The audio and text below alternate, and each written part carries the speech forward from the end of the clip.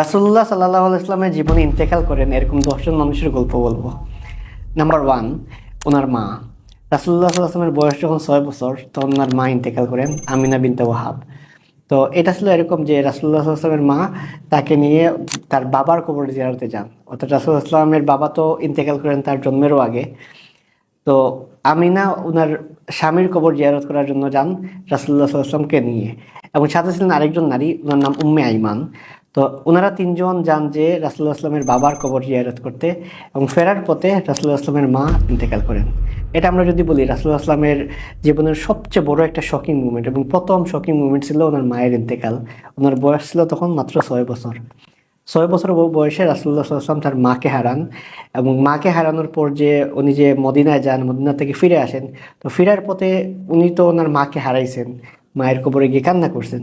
তো ওনাকে নিয়ে আসেন যেই নারী, ওনার নাম উম্মে আইমান। উনি ছিলেন আব্দুল্লাহ, রাসূলুল্লাহ সাল্লাল্লাহু আলাইহি ওয়াসাল্লামের বাবা, ওনার একজন দাসী, এবং পরবর্তীতে সেই দাসীকে পান আমিনা, এবং পরে পান রাসূলুল্লাহ সাল্লাল্লাহু আলাইহি ওয়াসাল্লাম। তো এটা আমরা দেখি রাসূলুল্লাহ সাল্লাল্লাহু আলাইহি ওয়াসাল্লামের জীবনের প্রথম শকিং মুভমেন্টটা ছিল ওনার মাকে হারানো। অর্থাৎ প্রথম প্রিয় মানুষ ইন্তেকালের যদি লিস্ট বলি, নাম্বার 1 তালিকায় থাকবেন ওনার মা। দ্বিতীয় তালিকায় থাকবেন রাসূলুল্লাহ সাল্লাল্লাহু আলাইহি ওয়াসাল্লামের দাদা আব্দুল মুত্তালিব। আব্দুল মুত্তালিব মারা যান রাসূলুল্লাহ সাল্লাল্লাহু আলাইহি ওয়াসাল্লামের বয়স যখন 8 বছর ছিল। অর্থাৎ আমিনা ইন্তেকালের পর এই যে 2 বছর, এই 2 বছর রাসূলুল্লাহ সাল্লাল্লাহু আলাইহি ওয়াসাল্লামকে লালন পালন করেন ওনার দাদা আব্দুল মুত্তালিব। তো সেই দাদা, যেই দাদা রাসূলুল্লাহ সাল্লামের জন্মের পর এত খুশি হয়েছিলেন, এবং রাসূলুল্লাহ সাল্লামের দাদা উনি যে চেয়ারে বসতেন কেউ এই চেয়ারে বসতো না, শুধুমাত্র রাসূলুল্লাহ সাল্লাম এই চেয়ারে গিয়ে বসতে পারতেন, ওনাকে এত আদর করতেন। সেই আপন দাদা, সেই এত ক্লোজ দাদা, ওনার সবচেয়ে প্রিয় একজন মানুষ, উনি ইন্তেকাল করেন আরও 2 বছর পর, ওনার মায়ের ইন্তেকালের 2 বছর পর। অর্থাৎ রাসূলুল্লাহ সাল্লামের বয়স যখন মাত্র 8 বছর তখন রাসূলুল্লাহ সাল্লামের দাদা ইন্তেকাল করেন। ইন দ্য মিন টাইম রাসূলুল্লাহ সাল্লাম তার বাবাকে হারান, তার মাকে হারান, তার দাদাকে হারান। 3 নম্বরে বলবো রাসূলুল্লাহ সাল্লাল্লাহু আলাইহি ওয়াসাল্লামের ছেলে কাসিম, যার নামানুসারে রাসূলুল্লাহ সাল্লামকে ডাকা হতো আবুল কাসিম। তো উনি ইন্তেকাল করেন। আমরা যদি চিন্তা করি কি যে আমাদের সবচেয়ে বড় সন্তান সে সবচেয়ে আদরের, এবং বড় সন্তানরা কিন্তু মা বাবার সবচেয়ে বেশি আদর পায়।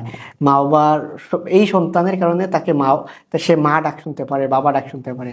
রাসূলুল্লাহ সাল্লাল্লাহু আলাইহি ওয়াসাল্লাম তার সবচেয়ে বড় সন্তান যে কাসিম, উনাকে হারান।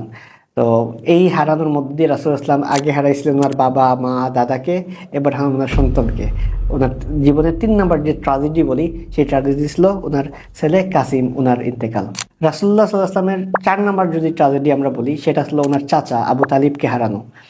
আবু তালিব ছিলেন এমন একজন মানুষ, রাসূলুল্লাহ সাল্লাল্লাহু আলাইহি ওয়াসাল্লাম মক্কায় যখন দাওয়াতি কাজ শুরু করেন তখন তাকে বাইরে থেকে প্রোটেক্ট করতেন আবু তালিব, এবং উনি ইসলাম গ্রহণ করেন নাই। বাট উনি এমনভাবে রাসূলুল্লাহ সাল্লাল্লাহু আলাইহি ওয়াসাল্লামকে বাইরে থেকে প্রোটেক্ট করতেন, ওনাকে এমনভাবে সেভ করতেন যেন কুরাইশরা কেউ রাসূলুল্লাহ সাল্লাল্লাহু আলাইহি ওয়াসাল্লামকে আক্রমণ করতে না পারে। পুরো দায়িত্বটা আবু তালিব নিতেন, এবং উনার সম্মানের কারণে কেউ রাসূলুল্লাহ সাল্লাল্লাহু আলাইহি ওয়াসাল্লামকে বাইরে থেকে অ্যাটাক করতে পারতো না। এবং এই বছরটাতে রাসূলুল্লাহ সাল্লাল্লাহু আলাইহি ওয়াসাল্লাম শুধু ওনার চাচাকে হারান নাই, ওনার সবচেয়ে প্রিয় মানুষ খাদিজা রাদিয়াল্লাহু আনহা ওনাকেও হারান। এবং বলা হয়ে থাকে আবু তালিব ওনার ইন্তেকালের কোনো কোনো বর্ণনার মতে 3 দিন, কোনো কোনো বর্ণনার মতে 40 দিন, কোনো কোনো বর্ণনার মতে 3 মাস পর খাদিজা রাদিয়াল্লাহু আনহা ইন্তেকাল করেন। খাদিজা রাদিয়াল্লাহু আনহা রাসূলুল্লাহ সাল্লাল্লাহু আলাইহি ওয়াসাল্লামকে ঘরে আসলে সবচেয়ে বেশি প্রোটেক্ট করতেন, বা ঘরে আসলে সবচেয়ে বেশি কমফোর্ট দিতেন। আপনি চিন্তা করেন, আপনি ব্যবসা করেন বা আপনি কোনো কাজ করেন যেই কাজটা অনেক লসের মধ্যে আছে, মানুষ আপনাকে ধিক্কার জানায় বা মানুষ আপনাকে সম্মান করে না, কিন্তু আপনি ভালো কাজ করতেছেন, মানুষ কিন্তু বাইরে আপনাকে সম্মান করে না, মানুষ কিন্তু আপনাকে মূল্য দেয় না। কিন্তু আপনি ঘরে যখন আসেন, আপনার বউ আপনাকে বলতেছে যে তুমি তো ভালো কাজ করতেছ, তুমি ভেঙে পড়ার কি আছে, যাও তুমি চালাই যাও তোমার কাজ, তোমার বিজনেস চালাই যাও, একদিন বিজনেসটা লাভবান হবে। আমরা আমাদের সাথে রিলেট করতেছি। এইরকম একজন মানুষ, শুধু এরকম না, কত ভালো একজন মানুষ ছিলেন খাদিজা রাদিয়াল্লাহু আনহা, যিনি রাসূলুল্লাহ সাল্লাল্লাহু আলাইহি ওয়াসাল্লামকে ঘরের মধ্যে এই সান্ত্বনা দিতেন, ঘরের মধ্যে রাসূলুল্লাহ সাল্লাল্লাহু আলাইহি ওয়াসাল্লামকে সেই সুসংবাদ দিতেন, এবং ঘরের মধ্যে ওনাকে পুরো কমফোর্ট জোনটা দিতেন খাদিজা রাদিয়াল্লাহু আনহা। এবং একদিকে ওই বছর রাসূলুল্লাহ সাল্লাল্লাহু আলাইহি ওয়াসাল্লাম হারান তার চাচাকে, ওই বছর হারান ওনার স্ত্রী খাদিজা রাদিয়াল্লাহু আনহাকে। যতদিন রাসূলুল্লাহ সাল্লাল্লাহু আলাইহি ওয়াসাল্লামের চাচা ছিলেন এবং খাদিজা রাদিয়াল্লাহু আনহা ছিলেন, তখনও রাসূলুল্লাহ সাল্লাল্লাহু আলাইহি ওয়াসাল্লাম তায়েফে হিজরত করেন নাই। অর্থাৎ যখন খাদিজা রাদিয়াল্লাহু আনহা নাই, আবু তালিব নাই, এরপর কিন্তু রাসূলুল্লাহ সাল্লাল্লাহু আলাইহি ওয়াসাল্লাম তায়েফে যান। এর আগ পর্যন্ত অনেক সাহাবী হিজরত করলেও রাসূলুল্লাহ সাল্লাল্লাহু আলাইহি ওয়াসাল্লাম কিন্তু হিজরত করেন নাই। এখান থেকে আমরা দেখতে পাই যে এই দুজন মানুষ রাসূলুল্লাহ সাল্লাল্লাহু আলাইহি ওয়াসাল্লামের জীবনের কত বড় একজন সৌভাগ্য ছিল, কত বড় ব্লেসিং ছিল। এখান থেকেও আমরা এই জিনিসটা দেখতে পাই। 6 নম্বরে বলবো রুকাইয়া রাদিয়াল্লাহু আনহা। রুকাইয়া রাদিয়াল্লাহু আনহা ছিলেন রাসূলুল্লাহ সাল্লাল্লাহু আলাইহি ওয়াসাল্লামের দ্বিতীয় মেয়ে। উনি মারা যান এমন একটা দিন, যেই দিনটা ছিল ইসলামের জন্য সবচেয়ে গুরুত্বপূর্ণ একটা দিন, সেটা ছিল বদরের বিজয়ের দিন। অর্থাৎ যেই দিন মুসলিমরা বদর যুদ্ধে জয়লাভ করে সেই দিন রুকাইয়া রাদিয়াল্লাহু আনহা ইন্তেকাল করেন। বদর যুদ্ধে জিতে আসার পর যখন রাসূলুল্লাহ সাল্লাল্লাহু আলাইহি ওয়াসাল্লাম মদিনায় ফিরেন তখন রুকাইয়া রাদিয়াল্লাহু আনহা ইন্তেকাল করেন। তো আমরা আগে দেখলাম রাসূলুল্লাহ সাল্লাল্লাহু আলাইহি ওয়াসাল্লামের বড় ছেলে কাসিম উনি মারা যান, রাসূলুল্লাহ সাল্লাল্লাহু আলাইহি ওয়াসাল্লামের মেয়ে রুকাইয়া উনিও মারা যান। রাসূলুল্লাহ সাল্লাল্লাহু আলাইহি ওয়াসাল্লামের সন্তানদের মধ্যে শুধুমাত্র একজন সন্তান ফাতিমা রাদিয়াল্লাহু আনহা ছাড়া বাকি সব সন্তানই কিন্তু রাসূলুল্লাহ সাল্লাল্লাহু আলাইহি ওয়াসাল্লামের জীবদ্দশায় ইন্তেকাল করেন। তো বাকি 6 সন্তান সবাই কিন্তু রাসূলুল্লাহ সাল্লাল্লাহু আলাইহি ওয়াসাল্লামের জীবদ্দশায় ইন্তেকাল করেন। শুধুমাত্র ফাতিমা রাদিয়াল্লাহু আনহা রাসূলুল্লাহ সাল্লাল্লাহু আলাইহি ওয়াসাল্লামের ইন্তেকালের প্রায় 6 মাস পর ইন্তেকাল করেন। তার মানে এখানেও যদি দেখি রাসূলুল্লাহ সাল্লাল্লাহু আলাইহি ওয়াসাল্লামের জীবনের আরেকটা ট্র্যাজেডি 6 নম্বর যে ট্র্যাজেডি আমরা লিস্ট করলাম যেটা সেখানে রুকাইয়া রাদিয়াল্লাহু আনহা উনি ইন্তেকাল করেন। রাসূলুল্লাহ সাল্লাল্লাহু আলাইহি ওয়াসাল্লামের জীবনে একটা ট্র্যাজেডি হিসেবে ছিল এবং উনি পিতা হিসেবে সেই সন্তানের মৃত্যুটা উনি শোকে ভারাক্রান্ত হন এবং সেই জিনিসটা উনি দেখেন চোখের সামনে ওনার সন্তান মারা যায়। 7 নম্বরে বলবো হামজা রাদিয়াল্লাহু আনহু শাহাদাত বরণ। উহুদ যুদ্ধে তিনি শহীদ হন এবং রাসূলুল্লাহ সাল্লাল্লাহু আলাইহি ওয়াসাল্লামের সাথে এই চাচার সম্পর্কটা আসলে অনেক গভীর এবং রাসূলুল্লাহ সাল্লাল্লাহু আলাইহি ওয়াসাল্লামের প্রায় সমবয়সী ছিলেন সেই চাচা। উনি যখন উহুদ যুদ্ধে ইন্তেকাল করেন রাসূলুল্লাহ সাল্লাল্লাহু আলাইহি ওয়াসাল্লাম অনেক কান্না করেন এবং শুধু যে ওনাকে শহীদ করা হয় মেরে ফেলা হয় এরকম না, ওনার লাশের সাথে যেই বিহেভটা করা হয় এটা রাসূলুল্লাহ সাল্লাল্লাহু আলাইহি ওয়াসাল্লাম কখনো বলে যান নাই এবং আমরা কখনোই চিন্তা করবো না আমাদের শত্রুর সাথেও এমন হোক। এইভাবে রাসূলুল্লাহ সাল্লাল্লাহু আলাইহি ওয়াসাল্লামকে আক্রমণ করার জন্য রাসূলুল্লাহ সাল্লাল্লাহু আলাইহি ওয়াসাল্লামকে কষ্ট দেওয়ার জন্য সেই তারা কুরাইশ বাহিনী রাসূলুল্লাহ সাল্লাল্লাহু আলাইহি ওয়াসাল্লামের চাচাকে এভাবে কষ্ট দেয়। কারণ এই মৃত জিনিস যাকে তারা তাদের দৃষ্টিতে যাকে তারা মেরেই ফেলছে তাকে মৃত মানুষকে এরকম কষ্ট কেন দিবে? তার অন্যতম কারণ ছিল ওনার বদর যুদ্ধে ওনার বীরত্ব এবং এই লাশটা দেখার পর রাসূলুল্লাহ সাল্লাল্লাহু আলাইহি ওয়াসাল্লাম যেন কষ্ট পান সেটা। তো রাসূলুল্লাহ সাল্লাল্লাহু আলাইহি ওয়াসাল্লামের জীবনে সবচেয়ে শোকের মুহূর্তের মধ্যে অন্যতম ছিল ওনার চাচার মৃত্যুটা এবং এইরকম মৃত্যু রাসূলুল্লাহ সাল্লাল্লাহু আলাইহি ওয়াসাল্লাম আগের যতগুলো ছিল সবগুলো ছিল নর্মাল পেইন, কিন্তু এই মৃত্যুটা আসলে অন্যরকম এবং বলা হয় থাকে রাসূলুল্লাহ সাল্লাল্লাহু আলাইহি ওয়াসাল্লামের চাচার যে জানাজা রাসূলুল্লাহ 70 বার পড়েন যে এইরকম কষ্ট পান এইরকম দোয়া করেন ওনার চাচার জন্য। 8 নম্বরে আমরা বলবো জাফর ইবনে আবি তালিব রাদিয়াল্লাহু আনহু।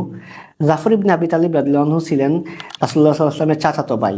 আমরা জানি যে সর্বপ্রথম যে বাহিনী হিজরত করে তারা আসলে আবিসিনিয়ায় এবং সেই বাহিনীর লিডার করে রাসূলুল্লাহ সাল্লাল্লাহু আলাইহি ওয়াসাল্লাম জাফর ইবনে আবি তালিব রাদিয়াল্লাহু আনহু উনাকে পাঠান এবং রাসূলুল্লাহ সাল্লাল্লাহু আলাইহি ওয়াসাল্লামের চেহারার সাথে যেসব মানুষের মিল ছিল সবচেয়ে মিল যাদের মধ্যে ছিল এরকম 7 জনের মধ্যে একজন হলেন জাফর ইবনে আবু তালিব রাদিয়াল্লাহু আনহু। রাসূলুল্লাহ সাল্লাল্লাহু আলাইহি ওয়াসাল্লাম জাফর ইবনে আবি তালিব রাদিয়াল্লাহু আনহুকে কতটা পছন্দ করতেন সেটা যদি একটা ঘটনা বলি বুঝবেন যে খাইবার ছিল রাসূলুল্লাহ সাল্লাল্লাহু আলাইহি ওয়াসাল্লামের বিজয়ের মধ্যে যুদ্ধে বিজয়ের মধ্যে অন্যতম একটা বিজয় এবং খাইবার বিজয়ের পর রাসূলুল্লাহ সাল্লাল্লাহু আলাইহি ওয়াসাল্লাম বা মুসলিম বাহিনী অনেক বেশি গনিমত লাভ করে। তো খাইবার বিজয়ের যে দিনটা ছিল তার মানে চিন্তা করেন আপনি ওই দিনটা সবচেয়ে বড় একটা বিজয়ের মতো ছিল একটা। ওই দিন আবিসিনিয়া থেকে জাফর ইবনে আবি তালিব রাদিয়াল্লাহু আনহু মদিনায় আসেন। তো মদিনায় আসার পর রাসূলুল্লাহ সাল্লাল্লাহু আলাইহি ওয়াসাল্লাম তার চাচাতো ভাইকে অনেক দিন পর দেখেন। তো রাসূলুল্লাহ সাল্লাল্লাহু আলাইহি ওয়াসাল্লাম বলতেছেন যে আজকে আমি বুঝতেছি না যে আজকে আমার এত আনন্দিত কেন, জাফরকে দেখার কারণে নাকি খাইবার বিজয়ের কারণে। অর্থাৎ এই যে দিনটা ছিল সবচেয়ে বড় বিজয়ের দিন ওই দিন না চাচাতো ভাই আসেন এবং তাকে দেখার পর রাসূলুল্লাহ বলতেছেন যে আমি আজকে খুশি, কিন্তু কী কারণে খুশি বুঝতেছেন না যে জাফরের কারণে না। অর্থাৎ ওনার যে আগমন রাসূলুল্লাহকে কতটুকু খুশি করছে এই জিনিসটা আমরা এখান থেকেই বুঝতে পারি। তো সেই জাফর ইবনে আবি তালিব রাদিয়াল্লাহু আনহু মুতার যুদ্ধে উনি কমান্ডার হিসেবে যান এবং সেখানে গিয়ে উনি শাহাদাত বরণ করেন। তার মানে আমরা দেখতে পাই রাসূলুল্লাহ সাল্লাল্লাহু আলাইহি ওয়াসাল্লামের জীবনের অন্যতম একটা সুখের দিন ছিল ওনার সেই চাচাতো ভাই জাফর ইবনে আবি তালিব ওনার মৃত্যুর দিন। আমরা যদি 9 নম্বরে দেখি রাসূলুল্লাহ সাল্লাল্লাহু আলাইহি ওয়াসাল্লামের প্রিয় মানুষদের মধ্যে একজন মারা যান, তিনি ছিলেন ফাতিমা বিনতে আসাদ রাদিয়াল্লাহু আনহা। ফাতিমা বিনতে আসাদ রাদিয়াল্লাহু আনহা ছিলেন রাসূলুল্লাহ সাল্লাল্লাহু আলাইহি ওয়াসাল্লামের চাচি, উনি ছিলেন আবু তালিব ওনার ওয়াইফ এবং উনি আমরা যে দেখি খাদিজা রাদিয়াল্লাহু আনহার বিয়ের আগে রাসূলুল্লাহ সাল্লাল্লাহু আলাইহি ওয়াসাল্লামের জীবনে যে ফিমেল কারা ছিল, একদিকে ওনার মা উনি ইন্তেকাল করেন রাসূলুল্লাহ সাল্লাল্লাহু আলাইহি ওয়াসাল্লামের বয়স যখন 6 বছর। এরপর খাদিজা রাদিয়াল্লাহু আনহাকে রাসূলুল্লাহ সাল্লাল্লাহু আলাইহি ওয়াসাল্লাম বিয়ে করেন 25 বছর বয়সে। তো 6 বছর থেকে 25 বছর বয়সে রাসূলুল্লাহ সাল্লাল্লাহু আলাইহি ওয়াসাল্লাম তো তখন শিশু ছিলেন, তরুণ ছিলেন, যুবক হন।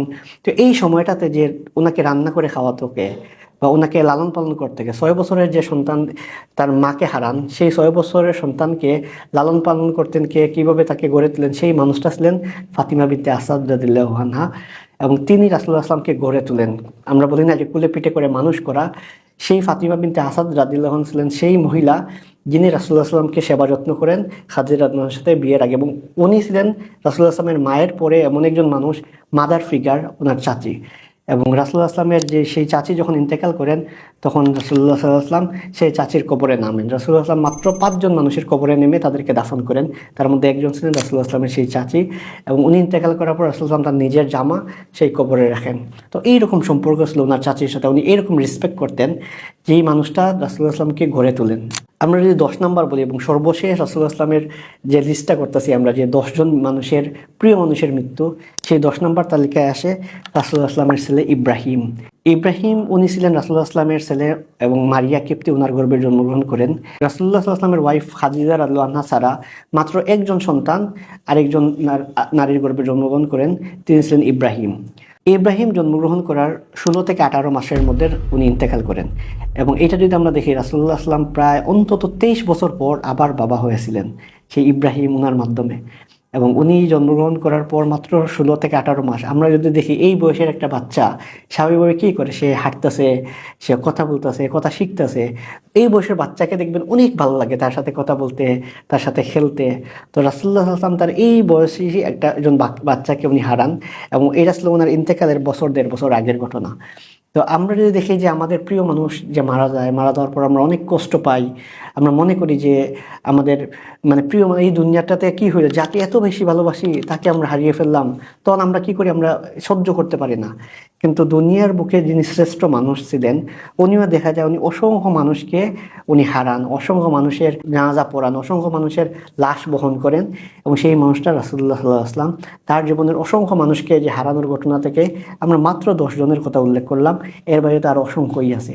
তো আমরা যখনই আমাদের কোনো প্রিয়জনকে হারাবো, যখনই আমাদের এরকম কষ্ট পাবো যে আমি তোমার বাবাকে হারালাম, আমার ওয়াইফকে হারালাম, আমার মাকে হারালাম, তখন যদি আমরা চিন্তা করি যে আল্লাহ রাসূল সাল্লাল্লাহু আলাইহি ওয়াসাল্লাম উনিও কিন্তু ওনার প্রিয়জনকে হারাইছেন, তখন আমরা ফিল করব যে আমাদেরও এই কষ্টটা সহ্য করার মতো। কারণ আল্লাহ কাউকে এমন কোনো কষ্ট দেন না যে এই কষ্টটা সে সহ্য করতে পারে না।